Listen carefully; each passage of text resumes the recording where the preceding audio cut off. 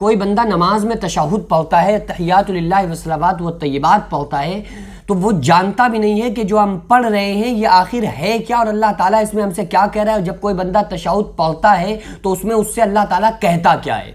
اور تشہد میں جو بیٹھتے ہیں نا قید اخیرہ میں، یا وہ دوسری رکعت میں جو بیٹھتے ہیں، تو اس میں جو انگلی اٹھاتے ہیں اشہدو ان لا الہ الا اللہ پہ، تو اس کو اٹھانے اور گرانے کا کیا طریقہ ہے، کب اٹھانا ہے کب گرانا ہے، اور یہ پڑھتے وقت، تشہد پڑھتے وقت اللہ تعالیٰ بندے سے کہتا کیا ہے. تشہد ہے کیا؟ التحیات للہ والصلوات والطیبات، یعنی کہ میری جان کی عبادت، مالی عبادت، بدنی عبادت، اے اللہ ساری کی ساری عبادتیں تیرے لیے ہیں. ہمارے نبی صلی اللہ تعالیٰ علیہ وسلم جب معراج پر گئے، اور معراج پر جانے کے بعد آپ صلی اللہ تعالیٰ علیہ وسلم عرش پر پہنچے، اللہ تعالیٰ پردے کے اندر تھا، ہمارے نبی عرش کے اوپر پردے کے اس سائیڈ ہے، اور اللہ کے نبی صلی اللہ علیہ وسلم نے وہاں پر اللہ کی تعریف بیان کی، اللہ کی حمد و ثنا بیان کی. کن الفاظ میں کی؟ آپ صلی اللہ علیہ وسلم نے یہی کہا، التحیات للہ والصلوات والطیبات، کہ میری جانی، مالی، بدنی ساری عبادتیں اللہ تیرے لیے ہیں. تو اللہ تعالیٰ نے فرمایا السلام علیکہ یا ایھا النبی، اللہ تعالیٰ نے یہ پھر اللہ تعالیٰ نے فرمایا السلام علیکہ یا ایھا النبی، اے میرے نبی صلی اللہ علیہ وسلم، اے میرے محبوب آپ پر سلامتی ہو. تو نیچے کھڑے تھے حضرت جبریل علیہ السلام، چونکہ وہ عرش پر تو تھے نہیں، وہ تو ایک ایسا مقام آیا وہاں تک جانے کے بعد جہاں تک ان کی حد تھی، وہاں تک پہنچنے کے بعد حضرت جبریل علیہ السلام بھی رک گئے اور کہنے لگے اس کے آگے جانے کی، اس کے آگے پرواز کی جبریل کے اندر طاقت نہیں ہے. جب سدرہ کے مقام پر حضرت جبریل علیہ السلام وہاں رک گئے، تو جب اللہ نے فرمایا السلام علیکہ یا ایھا النبی، تو آقا علیہ الصلوۃ والسلام نے فرمایا کہ اے اللہ صرف مجھ پر سلامتی نہیں، یعنی صرف ایسا نہیں کہ تو کہہ رہا ہے کہ میرے نبی پر سلامتی ہو. اللہ کے نبی صلی اللہ علیہ وسلم نے اس وقت بھی اپنی امت کو یاد کیا اور فرمایا ورحمۃ اللہ وبرکاتہ.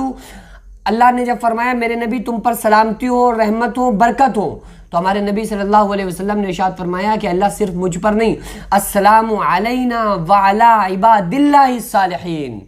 کہ میری امت میں جو نیک اور مخلص لوگ ہوں، اے اللہ تیری سلامتی ان لوگوں پر بھی ہو. تو نیچے سے کھڑے تھے حضرت جبریل علیہ السلام، یہ محبوب صلی اللہ علیہ وسلم کا اور رب کے کلام کو سن رہے تھے، باتیں سن رہے تھے. تو حضرت جبریل علیہ السلام نے کہا اشہد ان لا الہ الا اللہ واشہد ان محمدا عبدہ ورسولہ، کہ میں گواہی دیتا ہوں اللہ کے سوا کوئی معبود نہیں، اور محمد صلی اللہ علیہ وسلم اللہ کے بندے اور اس کے رسول ہیں. تو یہ اللہ اور اس کے رسول صلی اللہ علیہ وسلم اور جبریل،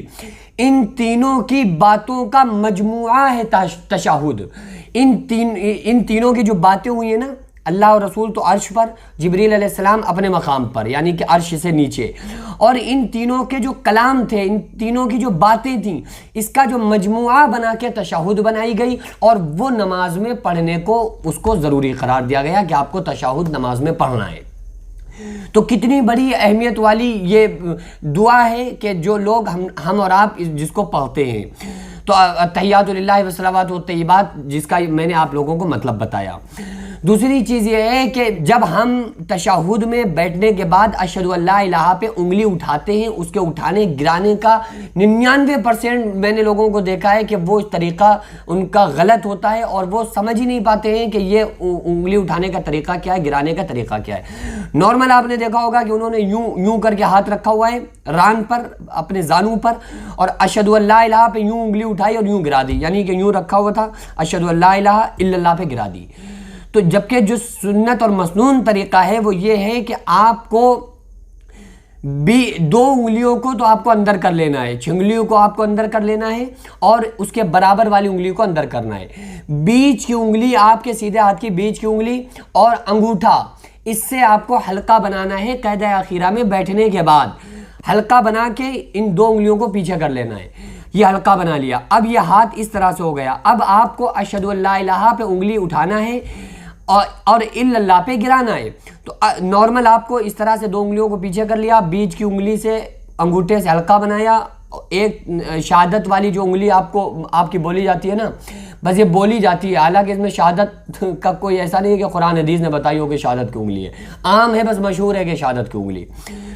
تو جو انگوٹھے کے برابر والی انگلی ہے نا، تو اس کو آپ کو اٹھانا ہے اشہد ان لا الہ پہ الا اللہ پہ اس کو گرانا ہے.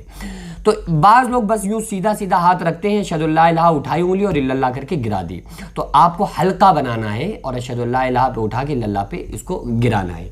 تو یہ ایک مسنون طریقہ میں نے آپ کو بتایا۔ آپ سے گزارش ہے کہ تھوڑا سا شروع میں یہ طریقے پہ عمل کرنے میں آپ کو پریشانی ہوگی، لیکن آپ دھیرے دھیرے جب عادت میں آ جائے گا تو پھر انشاءاللہ یہ